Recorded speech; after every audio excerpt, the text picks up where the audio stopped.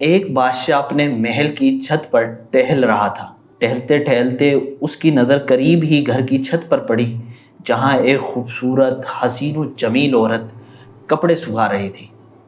اس نے اپنے خادم سے پوچھا کہ یہ کس کا گھر ہے اور یہ کس کی بیوی ہے؟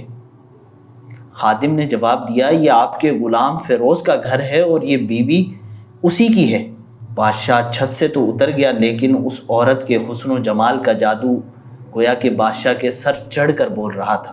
نیچے آتے ہی اس نے حکم دیا کہ فیروز کو بلایا جائے۔ فیروز آیا تو فیروز سے کہا کہ فیروز، ہمارا ایک کام ہے کہ یہ خط تم لے جاؤ، فلاں ملک کے بادشاہ کو دے آنا اور اس سے جواب بھی لے کر آنا۔ فیروز نے وہ خط لیا، گھر آیا اور گھر آ کر اپنے تکیے کے نیچے اس خط کو رکھ دیا اور سفر کی تیاری شروع کر دی۔ رات اپنے گھر میں گزاری اور صبح ہوتے ہی گھر سے نکل پڑا۔ اب فیروز کو کیا پتا تھا کہ اس کے بادشاہ نے اس کے ساتھ کیا چال چلی ہے۔ ادھر فیروز شہر کی حدود سے باہر جاتا ہوا بادشاہ کو نظر آتا ہے اور ادھر بادشاہ نیچے اترتا ہے، لوگوں کی نگاہوں سے چھپتے ہوئے فیروز کے گھر پہنچتا ہے، دروازے پر دستک دیتا ہے۔ اندر سے وہی حسین و جمیل خوبصورت عورت پوچھتی ہے، کون؟ تو یہ کہتا ہے کہ میں بادشاہ ہوں، تمہارے شوہر کا مالک۔ تو عورت حیران ہو کر بولتی ہے کہ بادشاہ سلامت آج ہمارے غریب خانے پر۔ وہ عورت دروازہ کھول دیتی ہے، بادشاہ گھر کے اندر داخل ہوتا ہے تو عورت پوچھتی ہے کہ بادشاہ سلامت کے آنے کا آج ہمارے گھر مقصد کیا ہے؟ تو بادشاہ کہتا ہے کہ میں آج تمہارا مہمان بن کر تمہارے گھر آیا ہوں۔ تو عورت کہتی ہے کہ مجھے آپ کے آنے میں خیر نظر نہیں آتی۔ بادشاہ کو غصہ آ جاتا ہے، اے عورت تو کیا کہہ رہی ہے؟ لگتا ہے تو نے ہمیں ابھی تک پہچانا نہیں، ہم بادشاہ ہیں، تمہارے شوہر کے بھی مالک۔ تو عورت کہتی ہے، یقیناً آپ میرے شوہر کے مالک ہیں، آپ ہمارے بادشاہ سلامت ہیں، لیکن بزرگ کہہ چکے ہیں کہ شیر کو چاہے جتنی ہی بھوک کیوں نہ لگے کبھی مردار نہیں کھاتا۔ آپ اس پیالے میں پانی پینے آ گئے ہیں جس میں سے آپ کے کتے نے پانی پیا ہے۔ بادشاہ اس عورت کی یہ حکمت بھری باتیں اور جواب سن کر بہت شرمندہ ہوا اور جلدی جلدی میں وہاں سے بھاگ گیا اور اپنی جوتیاں وہیں بھول گیا۔ عورت نے دروازہ بند کیا اور ادھر فیروز جو ہے رستے ہی میں اس کو یاد آیا کہ وہ خط تو بھول ہی گیا جو بادشاہ کو دینا تھا اور اس کا جواب لے کر آنا تھا۔ وہ واپسی اپنے گھر کی طرف جلدی جلدی آیا۔ گھر پہنچا تو تکیے کے نیچے سے وہ خط نکالتے ہوئے نگاہ اس کی چارپائی کے نیچے پڑی جہاں بادشاہ کی جوتیاں رکھی ہوئی تھیں۔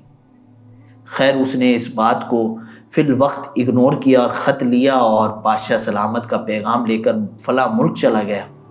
وہاں سے جواب بھی لے کر بادشاہ کے دربار میں حاضر ہوتا ہے۔ بادشاہ انعام کے طور پر فیروز کو کچھ رقم بھی دیتا ہے، لیکن فیروز کے دماغ کے اندر وہ بادشاہ کی جوتیاں اپنے گھر میں جو اس نے پائی تھی وہ کھٹک رہی تھی۔ اس نے وہ رقم بادشاہ سے لی اور اس سے بازار جا کر خوبصورت تحفے، تحائف، اپنی بیوی بچوں کے لیے کپڑے اور زیورات خریدے، لے کر اپنی بیوی کے پاس آیا اور بیوی کو لا کر وہ قیمتی گفٹ دیے اور کہا کہ اب ہم تمہارے ماں باپ کے گھر جائیں گے، یعنی کہ اپنے سسرال لے جانے کے لیے باتیں کی اس نے۔ وہ اپنی بیوی کو بھی لے کر سسرال چلا گیا۔ بیوی نے پوچھا بھی کہ یہ اچانک آپ کو سسرال کا میرے میکے جانے کا خیال کیسے آیا؟ تو کہنے لگا بادشاہ نے ہمیں رقم دی ہے، میں تحفے تحائف لایا ہوں، تو یہ انعامات جو ہیں وہ ہمارے سسرال والے بھی دیکھیں۔ اس کی بیوی تیار ہو گئی اور اس کے ساتھ اپنے میکے چلی گئی۔ وہ اپنی بیوی کو میکے چھوڑ کر واپسی اپنے گھر آ گیا اور ایک مہینہ گزر گیا، اس نے اپنی بیوی سے کوئی رابطہ بھی نہیں کیا اور واپسی لے کر بھی نہیں آیا۔ سالوں نے جب یہ کیفیت دیکھی تو فیروز سے ملنے آئے اور پوچھا کہ کیا وجہ ہے، اگر کوئی ناراضگی ہے تو آپ ہمیں بتائیں ورنہ ہم یہ معاملہ قاضی کے سامنے پیش کریں۔ تو فیروز نے کہا تم چاہو تو یہ معاملہ قاضی کے پاس لے جا سکتے ہو۔ یہ معاملہ قاضی کے پاس پہنچتا ہے اور اسی قاضی کے پاس جو بادشاہ کے محل میں بیٹھتا ہے۔ قاضی صاحب یہ فیصلہ سن رہے ہوتے ہیں، ادھر وہ بادشاہ بھی موجود ہوتا ہے جو ٹیک لگا کر بیٹھا ہوا ہے۔ مقدمے کی کارروائی شروع ہوتی ہے۔ سالے یہ الزام فیروز پر لگاتے ہیں، قاضی صاحب ہم نے اس شخص کو ایک بہترین باغ، خوبصورت باغ دیا تھا جس میں پھلدار درخت تھے اور ایک پانی سے بھرا ہوا کنواں تھا۔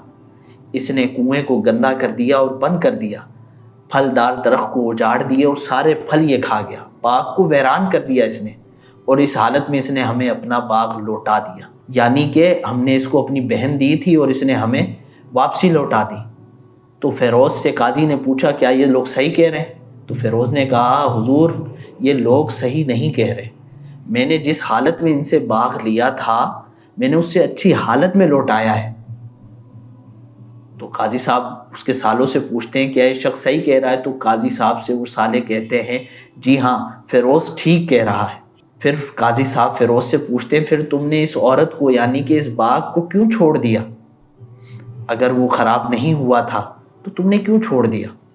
تو فیروز کہتا ہے کہ ایک دن میں باغ میں گیا تو میں نے وہاں شیر کے پنجوں کے نشان دیکھے کہ میں ڈر گیا کہ شیر کہیں مجھے نہ کھا جائے، اس لیے میں نے باغ ہی چھوڑ دیا۔ بادشاہ جو یہ سارا معاملہ سن رہا تھا تو ایک دم ٹیک چھوڑتے ہوئے بولا فیروز تم اپنے باغ کی طرف بغیر کسی شک اور شبے کے لوٹ جاؤ، خدا کی قسم جیسی مضبوط دیواریں تمہارے باغ کے ارد گرد ہم نے کہیں اور نہیں دیکھی۔ ہاں شیر تمہارے باغ میں آیا ضرور تھا، نہ تو کوئی باغ کے اندر وہ اپنا اثر چھوڑ سکا اور نہ ہی کوئی پھل کھا سکا، بلکہ مایوس اور ذلیل ہو کر لوٹ گیا۔ بادشاہ کا یہ جواب سن کر فیروز جو ہے مطمئن ہو گیا کہ اس کی بیوی پاک دامن ہے، اس نے امانت میں خیانت نہیں کی۔ آپ نے دیکھا کس طرح معاملے کو پوشیدہ رکھا گیا ہے کہ ایک باغ کی مثال دے کر بھائیوں نے قاضی سے بات کی، نہ قاضی کو پتہ چلا نہ ہی کسی اور کو پتہ چلا۔ تو ہمیں بھی اپنے گھر والوں کے عیب نہیں اچھالنا چاہیے۔